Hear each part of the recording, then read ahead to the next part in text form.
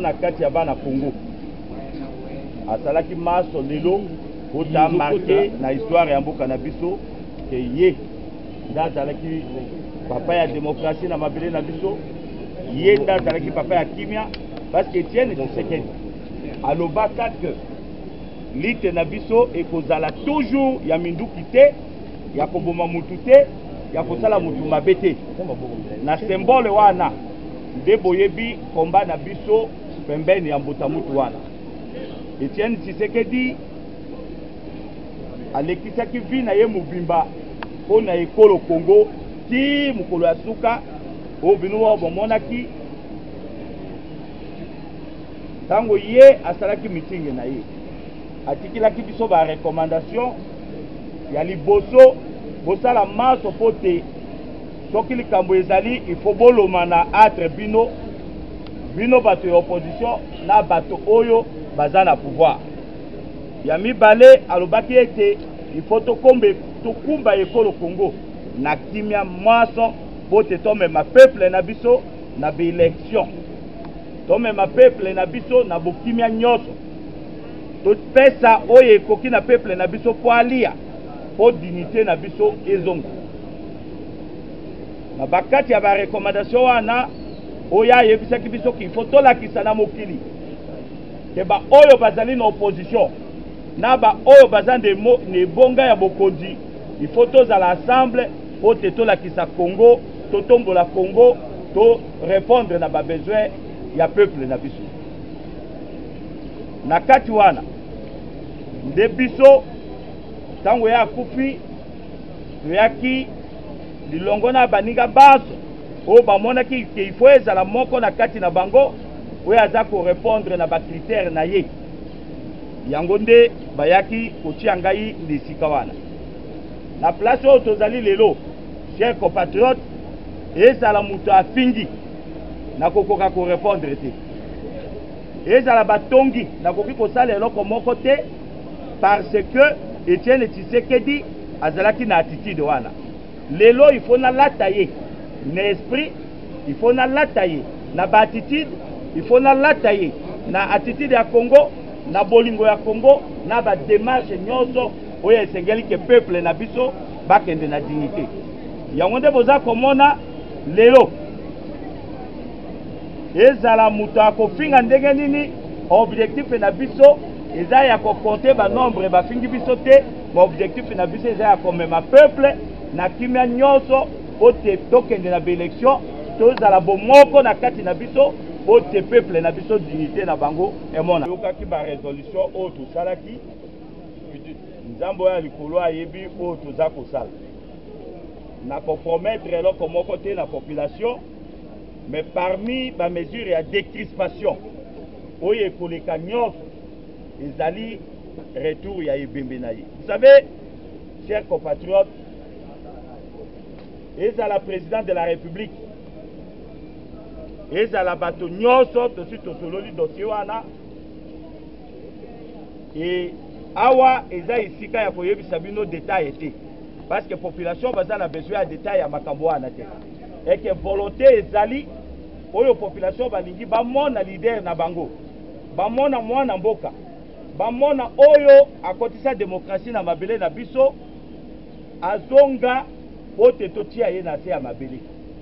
Boyebi, chers compatriotes, nga naza mutu nasalaka démagogie te. Je crois que lelo chacun de nous a s'interpeller na conscience na ye, parce que ça fait quand même plus de 8 mois toza na kati ya pouvoir et que Bembe Etienne eza toujours libanda.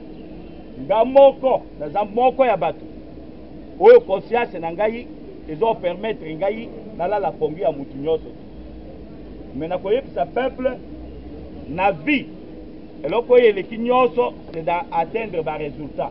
Eloko na compromettre bino et que tokotoke ba porte nyonso elokola mbola matadi ye moko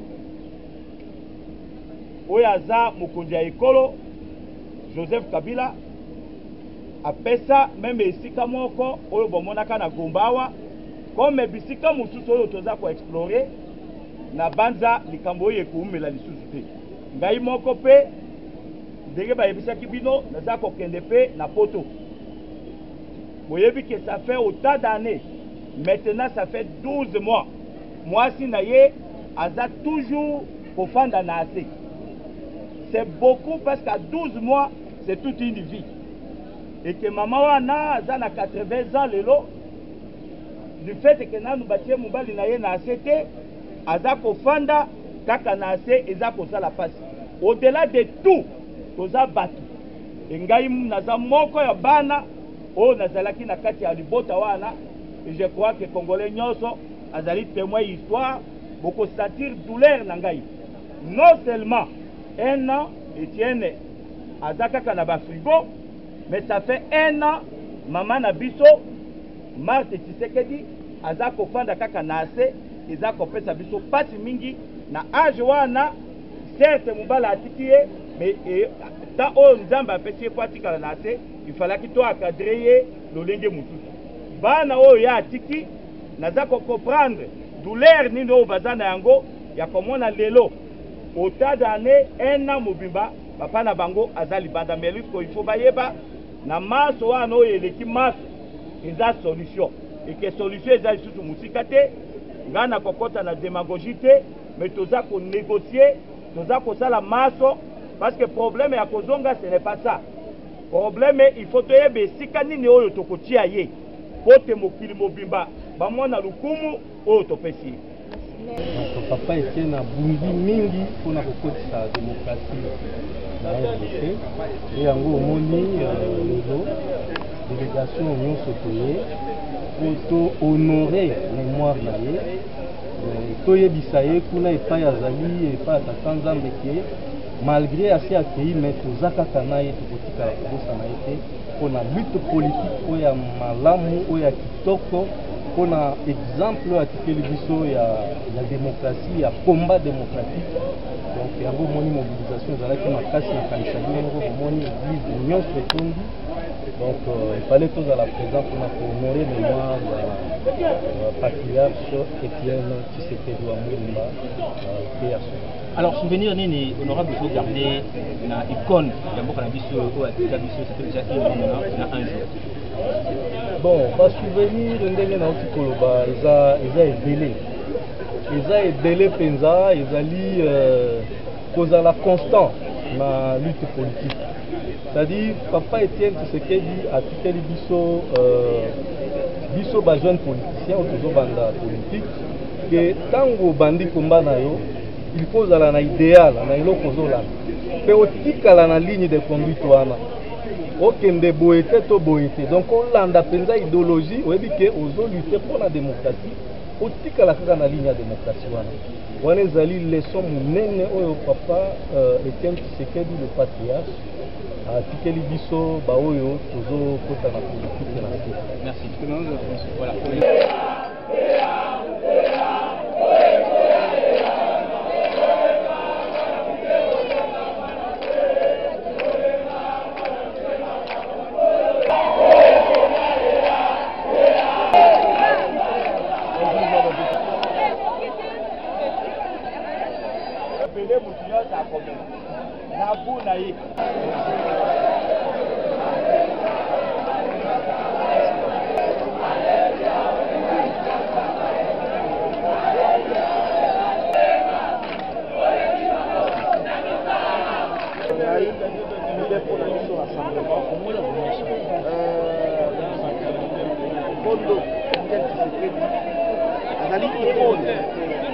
azali monument oyo abundaki pour que mboka na biso ezwa démocratie. Soki lelo bozomona ke bainstauraki démocratie eza mpona Kondo Etienne Tshisekedi. Durant vie na ye mobimba il a lutté. Soki ozomona même lelo bazolobela likambo ya multipartisme intégral que tokomona baparti politique ebele, ça fait partie ya lutte ya Etienne Tshisekedi. ezali parmi babiloko oyo ezali basouvenir ya bitumba ya bakomba oyo amelaki. Mais l'un des grands souvenirs oyo atikeli biso ezali ya corps ya Saint Sylvestre.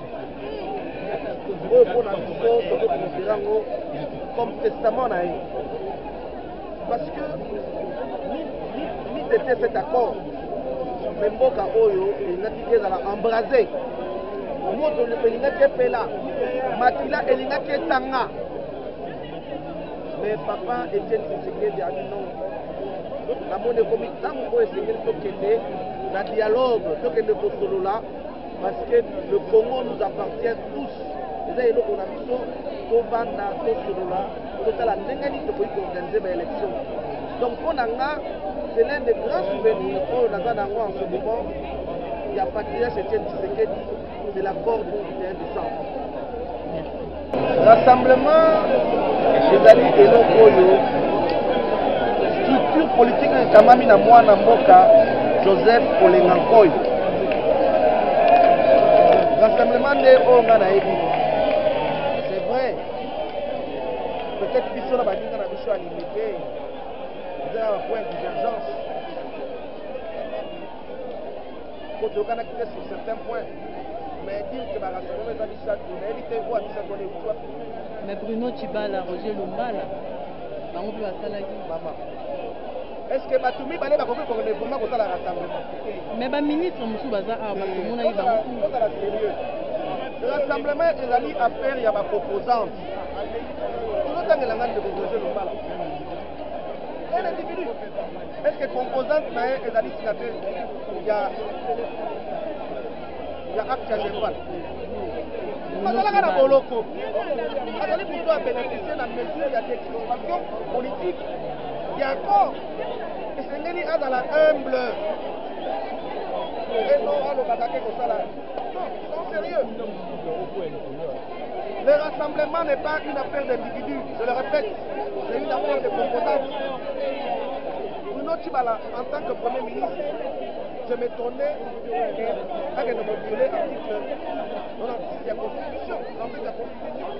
Je ne pense pas d'avoir que ça les noms d'erreur Rwanda. Vous comprenez? Non, je ne crois pas. Non, à César, ce qui est à César. Vous aviez suivi l'autre fois hier sur Alobakende, Matunier. On a dit, est-ce que Bakoki s'attaque l'empereur romain Jésus alobaki boye. Alobi botala na mbongo. Na kati ya mbongo elongi ya nani? Eza ya empereur romain. Lokola elongi eza ya empereur romain na kombo na ye. Donc à César ce qui est de César, à l'empereur romain ce qui est à l'empereur romain, à Dieu ce qui est à Dieu. Etienne Tshisekedi bakunda ye te valeur na ye ekochangeaka te, pensée na ye mpe ekochange te, philosophie na ye mpe ekochange te, valeur na ye ezali kaka komata mpe komata. Voilà, ezali kaka question de formalité, famille biologique, famille idéologique. Awa ezali famille idéologique. Joseph Olengankoy azali famille idéologique. Donc héritier idéologique. Pensée, il y a Etienne Tshisekedi Wamulu. Maintenant, il faudrait famille biologique, na famille idéologique, bakoka koyokana pour que enterrement et ça le malakini. En dehors de ça, il n'y a pas autre chose. Donc, il y a plusieurs familles, famille biologique, famille idéologique. Et puis, Ezako la quitté Taza Motomonel. Bino moko bomoni, Tooti na Notre-Dame. Population ezalaki kuna.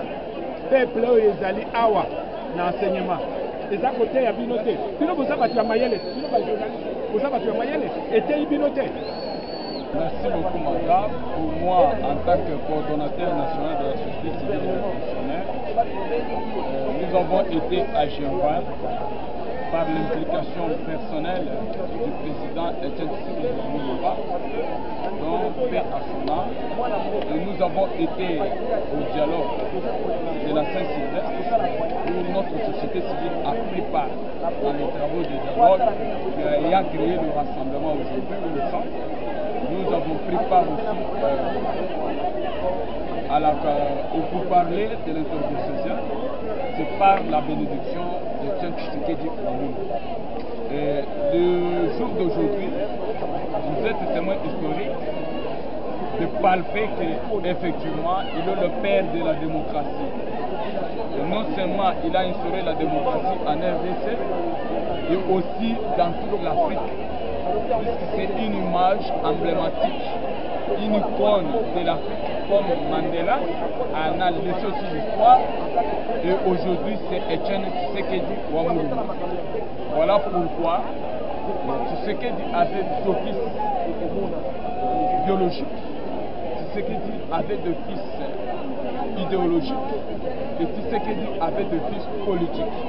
La raison pour laquelle les personnes ici présentes, que vous avez vu même dans le reste, ce sont des personnes qui sont venues juste commémorer ensemble avec le rassemblement, puisqu'ils sont membres de la base du rassemblement. Ils sont venus commémorer le premier anniversaire de l'élite disparue qui est Etienne Tshisekedi Wamulu. Mais malheureusement, on a constaté un fragment du rassemblement Kasavubu. Il y a une partie qui a célébré la journée hier et aujourd'hui une autre partie, à l'absence des autres. Si le premier, il y avait une partie qui avait commémoré, soi-disant du rassemblement Kasavubu, c'est faux. C'est aujourd'hui que le rassemblement Kasavubu a eu à commémorer sa messe à la cathédrale Notre-Dame du Congo. En ce qui concerne les uns et les autres, je ne sais pas en vertu de quelle qualité, quelle compétence, puisque je suis juriste à l'ordre.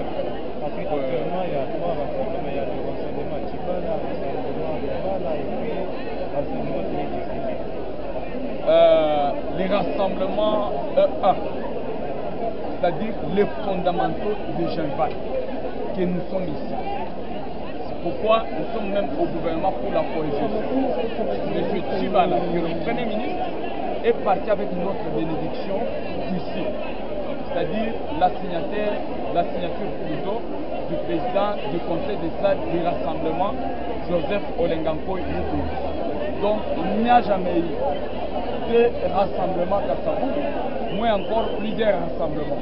Ça c'est les rassemblements des forces politiques et sociales acquises au Tchanois, et il y a les fondamentaux de Genval, la zone pour laquelle vous voyez tous les hauts cadres signataires de l'acte de Genval sont avec nous. Tous ceux qui composent le rassemblement, ce sont des plateformes. Et vous, la société civile, vous êtes aussi représenté au gouvernement? Bon, en ce qui concerne nous, société civile, on a signé l'accord, mais au niveau du gouvernement, nous ne sommes pas représentés, mais nous sommes représentés, nous avons le délégué au CENSA. D'ici là, il y aura un gouvernement qui va s'occuper du social du peuple et des questions électorales et aussi de la sécurité effective dans l'ensemble du pays, donc où la société civile prendra part. Je crois que ce dossier-là est déjà à la disposition de celui qui est chargé de régler toutes les lacunes qui naissent de l'accord que le président du Conseil national de suivi de l'accord CENSA. Et le chef de l'État aussi en a saisi de cette question.